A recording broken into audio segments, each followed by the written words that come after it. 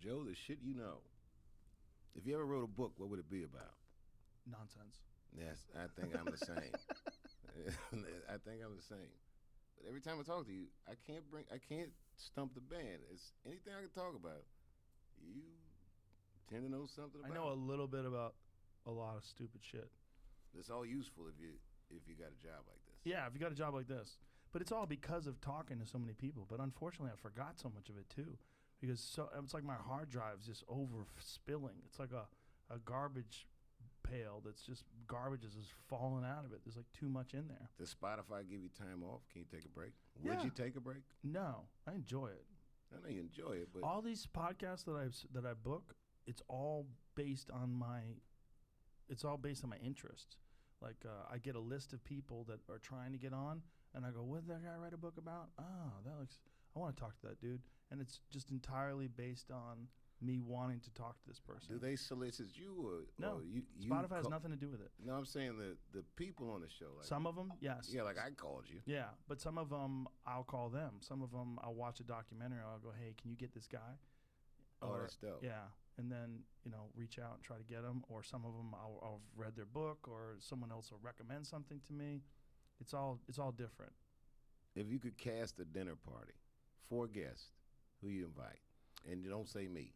I'll definitely bring Elon. He's one of my favorite people to talk to. I don't know. People I know that know him really do like him a lot. I like him a lot. He's a sweet dude. I gotta say, that night when we were all just sitting around talking, he's one of these guys who seems actually shy. Well, he's I don't know if shy is the word, but he's not. He doesn't need attention. No, which is an anomaly in our walk of life. But he's cool to talk to. Like he's genuinely there. He's not like, even though I'm a moron in comparison to him, when I talk to him, he'll talk to me in a normal way. He'll just communicate. Like I'll go, well, how do they do that? And he'll explain it. And I go, what is interesting about that to you? And then we'll have these weird conversations where he'll explain his thought process about what's intriguing about something, or what made him interested in pursuing something. And he doesn't mind explaining these things. Not at all. That's no, interesting. Not at all.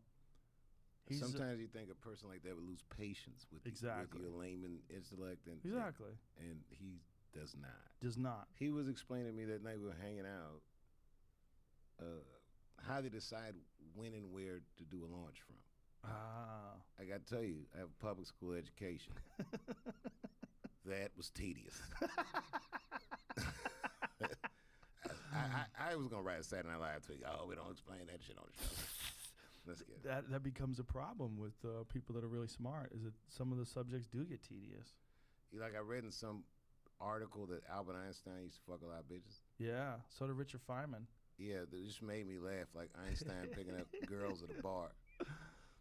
I think there were professors and girls threw themselves at them. I think it was like a celebrity thing. Yeah, he was a renowned academic. Marilyn Monroe had said she had a crush on him. And he had the crazy hair. I mean, he just looked like a character. And he had that mind. Yeah. Most of us walk around in a state of complete befuddlement. Mm-hmm. We feel a certain way, but we don't really know. Right. This guy... He was also of an age where public intellectuals were celebrated like stars.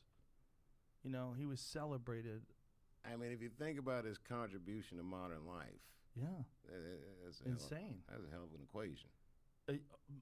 Not just that, but all of his contributions. Right. I mean, he was just constantly evaluating the very nature of the universe itself, the very nature of matter and life and energy and gravity and all these different forces that... wasn't Oppenheimer one of his students?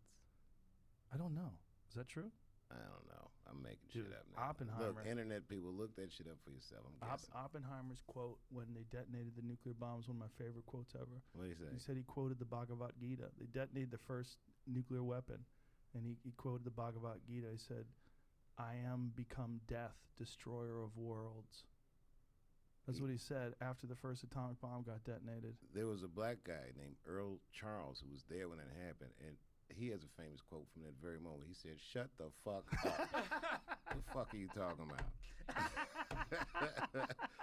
What the fuck is he talking about? I am become death, destroyer of worlds. Yeah. That, It's a wild thing to say when you just see a bomb detonate. But you imagine being there when the very first nuclear bomb gets detonated, and imagine it's from your mind. It's a bunch of other people working on it. The Manhattan Project had a lot of people working on it, but it was a lot of it was Oppenheimer. Oppenheimer was brainchild. Brilliant. There, look at that. Oppenheimer and Einstein. So right here, let's fuck the world up. Let's sit down and draw out some plans and fuck the whole world up. Let's get Man. genius. Yeah. Einstein looks exactly like my grandfather. Really? Oh, yeah. Like so close, it's terrifying. Take away the hair. My grandfather didn't have crazy hair like that. But with that mustache and his face, he looks so much like him. Especially in that picture right there. Like he could have been my grandfather's brother. It's startling how kind his face is. Yeah, wow. That makes a mean dude, though. Imagine being a guy who's just that much smarter than everybody else. Yep. And you're trying to explain to people. Will you shut up, bitch? I'm thinking about math. No, it seems like an island. Yeah.